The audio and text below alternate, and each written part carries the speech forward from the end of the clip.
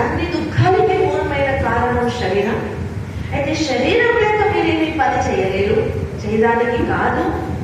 శరీరం ఉండాలి, దేహం ఉండాలి, దేహం పైన అభిమానం వద్దు. నేను ఈ జాతిలో పుట్టినాను, నా జాతి, నేనెవరు తెలుసా, మీకు తెలుసా మీరెవరని?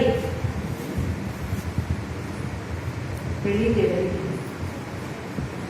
జాతి పైన నేనెవరు అనుకుంటా, ధర్మం పైన నేనెవరని తెలుసుకుంటా, ఇంటి పేరు దానిపైన గొప్పతనం, నా ఇంటి వాళ్ళు ఇలాంటి వంశంలో పుట్టినా నేను ఏమైంది. అందుకే చెప్తారు, గుణాహ సర్వత్ర పూజ్యంతే పితృవంశం నిరర్థక. మీ పితృవంశం ఏది అనేది ముఖ్యం కాదు, మీ దగ్గర ఎలాంటి గుణం ఉంది అనేది చాలా ఇంపార్టెంట్ అన్నమాట.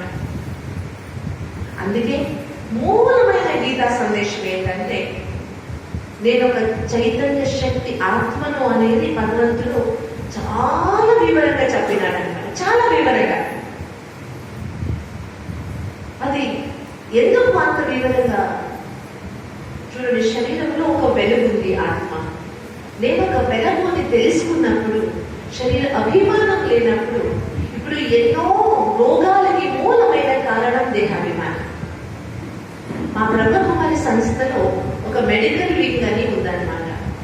వాళ్ళు ఈ కారణని ఆర్టరీ డిసీజ్ అంటారు, హార్ట్ ప్రాబ్లం విన్నారు కదా. 3 వాల్వ్ బంద్ అయిందంట, 90% బ్లాక్ అయిందంట, ఇలాంటి మాటలు మీరు వింటూ ఉంటారు. దానికి కారణరీ బ్లాకేజెస్ అంటారు అన్నమాట.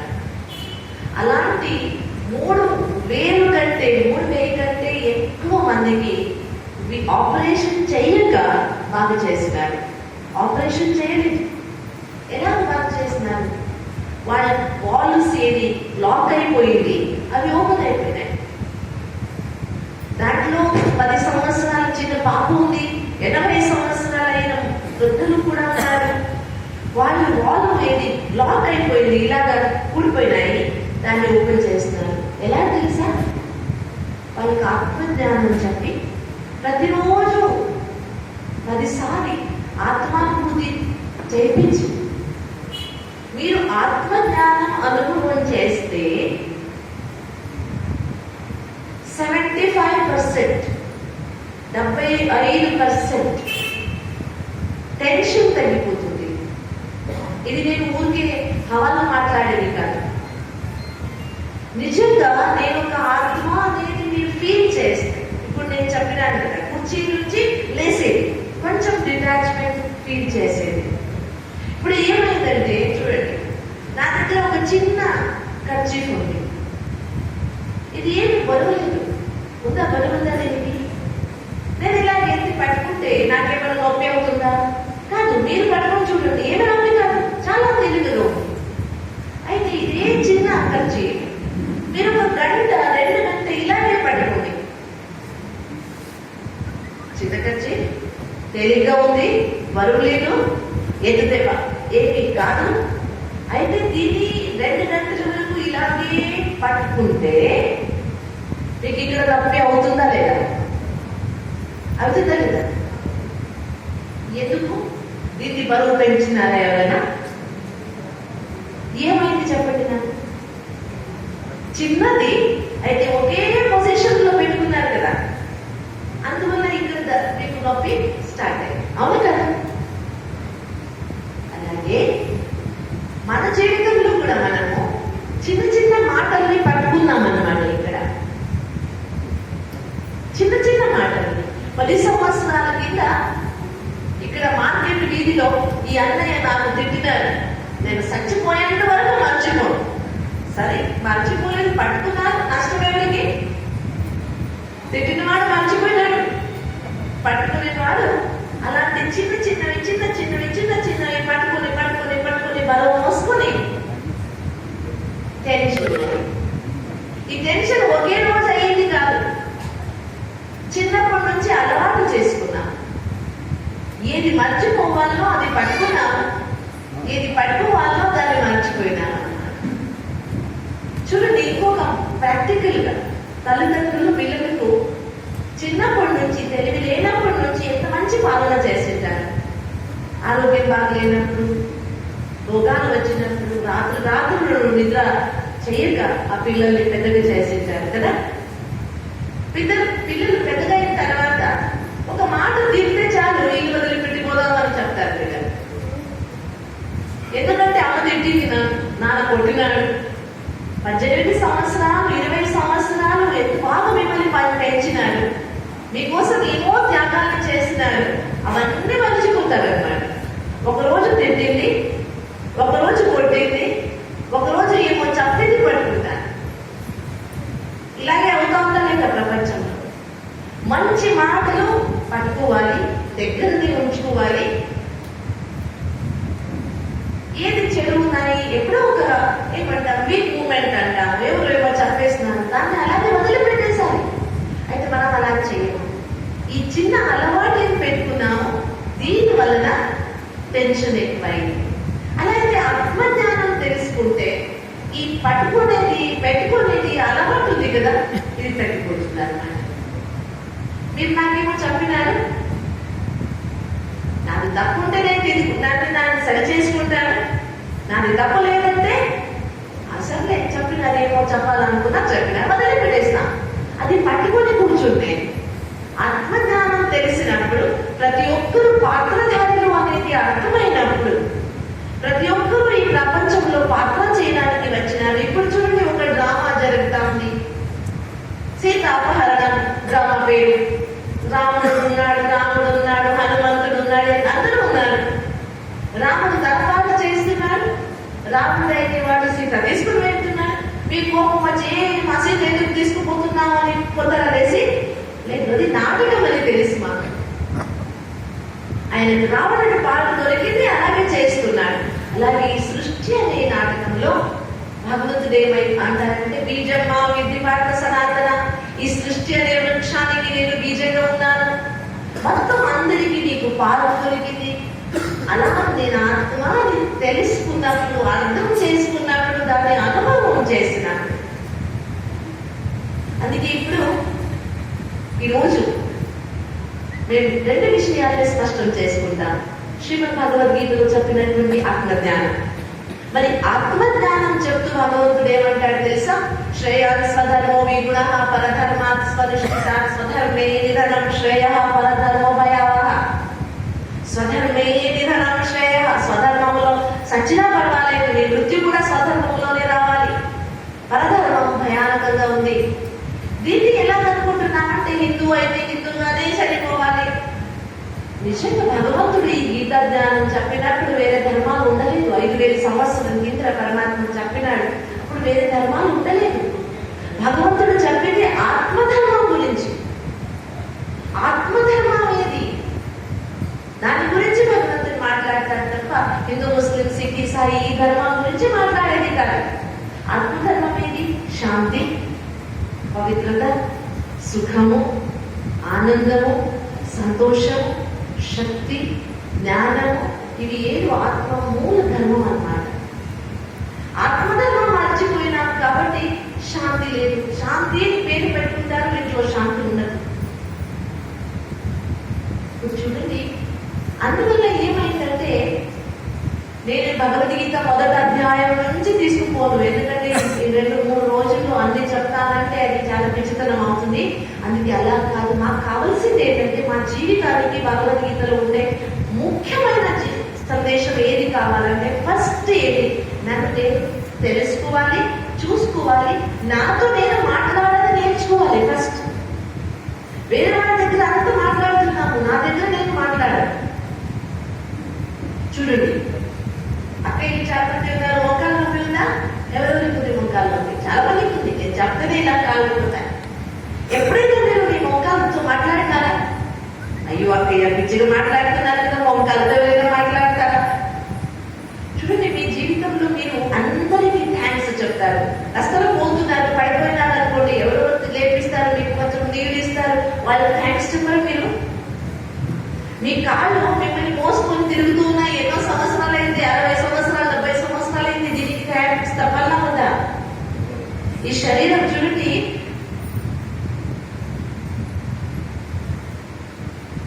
ఎవరైనా మాకు లిఫ్ట్ ఇచ్చినా థ్యాంక్స్ చెప్తాము. శరీరము మమ్మల్ని పుట్టినప్పటి నుంచి మాకు జగ ఇస్తా ఉంది కదా, మా తోడు ఉంది కాబట్టి. చూడండి, నేను ఆత్మ, నాతో నేను మాట్లాడతాను, నా ఇంద్రియాలతో మాట్లాడతాను. ఈ కళ్ళు నాకు చాలా సహయోగం ఇచ్చింది, థ్యాంక్స్. మీకు మొక్కలు నొప్పి ఉందా, మీరు రోజు దాంతో మాట్లాడండి, చాలా బాగా నాకు తోడిచ్చినావు, ఇంకా కొద్ది రోజులు తోడిచ్చేసే నేను బ్రతికి ఉన్నంత వరకు మాట్లాడండి బాగా, అది నొప్పి తగ్గిపోతుంది మీకు. నిజంగా కొంచెం దాంట్లో థ్యాంక్స్ చెప్పండి. ఇలా కూర్చొని ఇలా కూర్చోండి, ఆహా బాగున్నా చూడండి, చేతులు ఇలా పడుకొని ఇలా దానిపై కూర్తూ ఉంటే తప్పిస్తున్నాను. మరి దాంతో మాట్లాడండి, బాబా ఎన్ని సంవత్సరాల నుంచి నన్ను మోసుకొని వెళ్తున్నాము, బండిలో కూర్చున్నా చెప్తారు కదా, ఓ మీరు కూర్చున్నారు బిడ్డ తగ్గిపోయిందంట, కొంచెం ఫ్యాట్ అవుతుంది. అయితే మా మొక్కలు ఎప్పుడు చెప్పలేదు కదా, నువ్వు లాభంగా ఉన్నావు, నేను మోసుకుపోదని చెప్పినా ఎంతవరకు. అందుకే ప్రతి శరీరంలో ఉండే ఇంద్రియానికి థ్యాంక్స్ చెప్పాలి. మాటలు స్టార్ట్ చేయండి. నాతో నేను మాట్లాడతాను, నా శరీరంతో నేను మాట్లాడతాను, నన్నుతో నేను చూసుకుంటున్నాను, నేను ఎంత శ్రేష్టమైన ఆత్మను, నాలో శాంతి ఉంది, నా లోపల ఎన్ని సద్గుణాలు ఉన్నాయి అవి చూసుకోలేకపోతున్నాను, నేను మాట్లాడండి. అప్పుడు స్టార్ట్ అయ్యింది చూడండి, వేరే వాళ్ళతో మాట్లాడడానికి వస్తుంది మాకు, నన్ను నేను మాట్లాడించుకోవాలా అంటే నాకేం లేదు, పుస్తకం లేదట కదా. ఈరోజు తెలుసుకోవాల్సిన ఇంకొక ప్రముఖమైన విషయం ఏంటంటే, భగవద్గీతలో భగవంతుడు నిన్న కూడా చెప్తాను, భగవద్గీత ఒక యోగ శాస్త్రం అని. యోగం చేయాలంటే ఎవరితో యోగం పెట్టుకోవాలి, దాని గురించి భగవంతుని చాలా చక్కమైన వివరణ.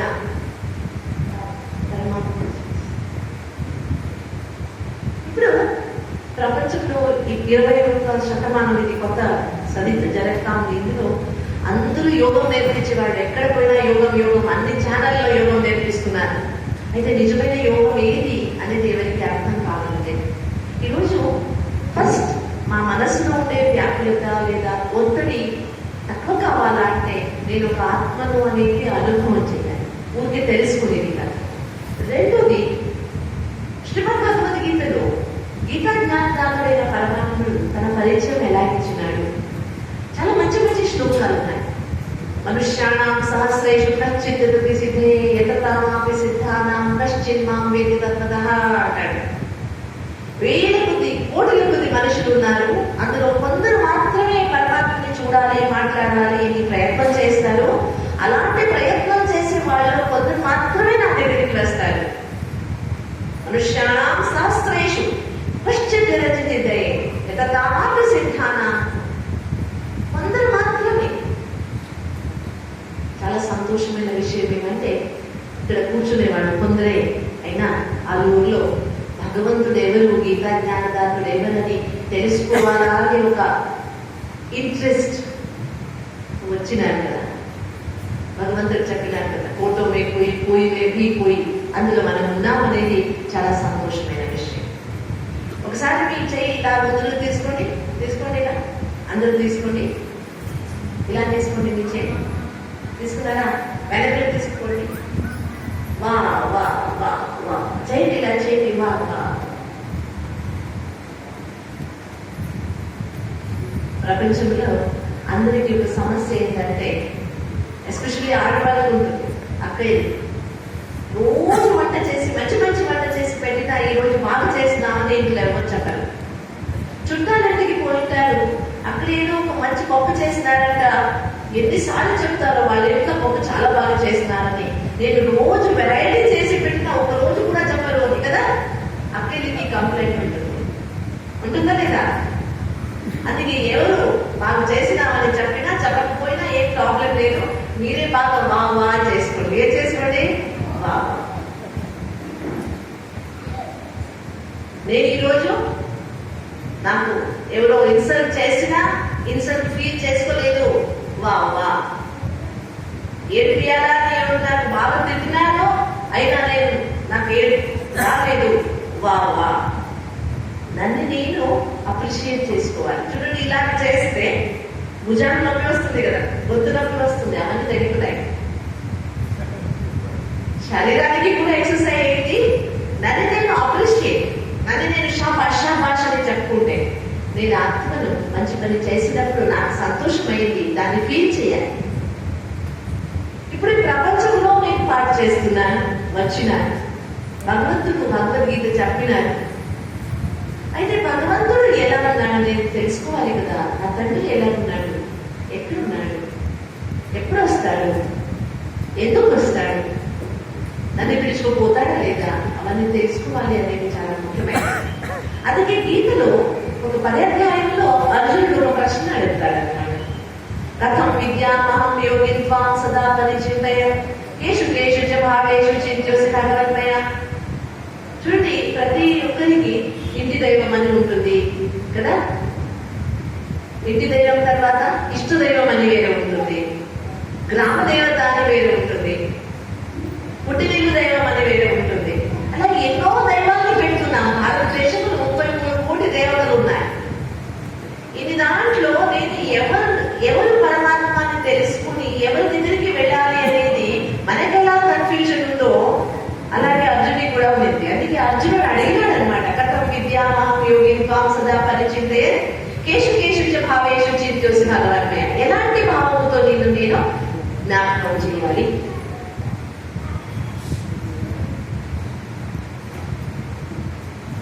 అందుకే దానికి జవాబుగా చాలా మంచి ఎక్స్ప్లెనేషన్ ఉంది భగవద్గీతకు. నిజంగా భగవద్గీత అర్థం చేసుకుని చదివితే ఎంత సంతోషం అవుతుందంటే, జ్యోతిషామపి జ్యోతి తమసః పరముచ్యతే జ్ఞానం జ్ఞేయం జ్ఞానగమ్యం స్తుతి సర్వస్య విష్టితం.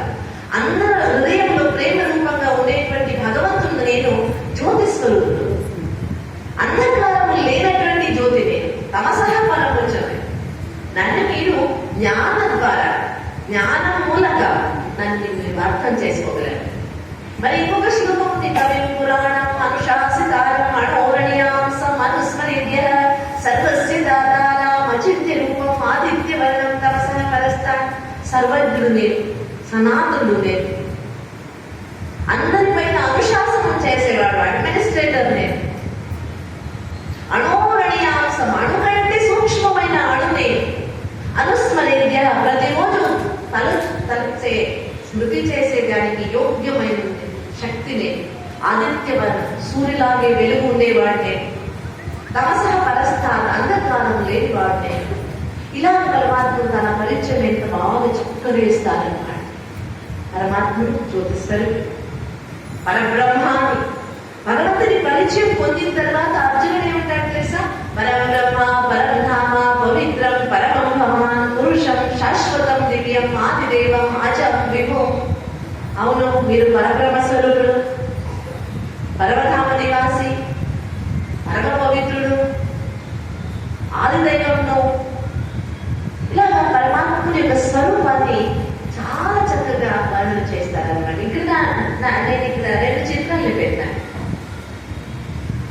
పరమాత్ముడు జ్యోతి స్వరూపుడు, ఓంకార స్వరూపం అంటాం. పరమాత్మ ప్రణవ అనే శబ్దాన్ని ఉపయోగిస్తాము. ప్రణవ అంటే మూలాక్షరం అని అర్థం. ఓం అక్షరంలో 3 అక్షరాలు ఉన్నాయి, తెలుసు కదా మీకు. అ, ఉ, మ. 3 కలిపితే ఓంకారం అన్నమాట. అ అంటే ఆచారం, ఉ అంటే ఉచ్చారం, మ అంటే మనస్సులో వచ్చేటువంటి విచారాలు.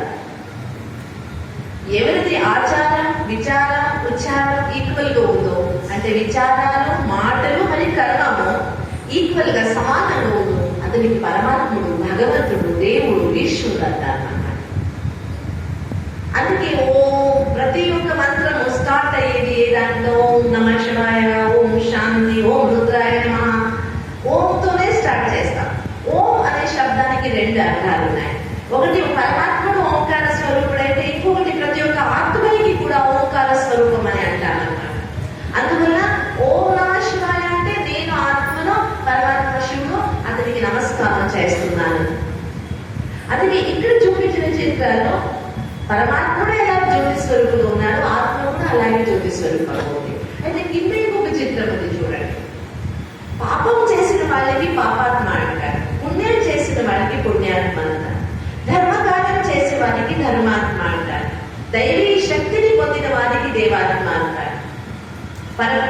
ప్రపంచంలో పాపాత్ములు ఎన్నో కోటులు ఉన్నారు, పుణ్యాత్ములు కొందరైనా ఉన్నారు, ధర్మాత్ములు కొందరున్నారు, ఒకరికంటే ఎక్కువ ఉన్నారు కదా, మహాత్ములు కూడా.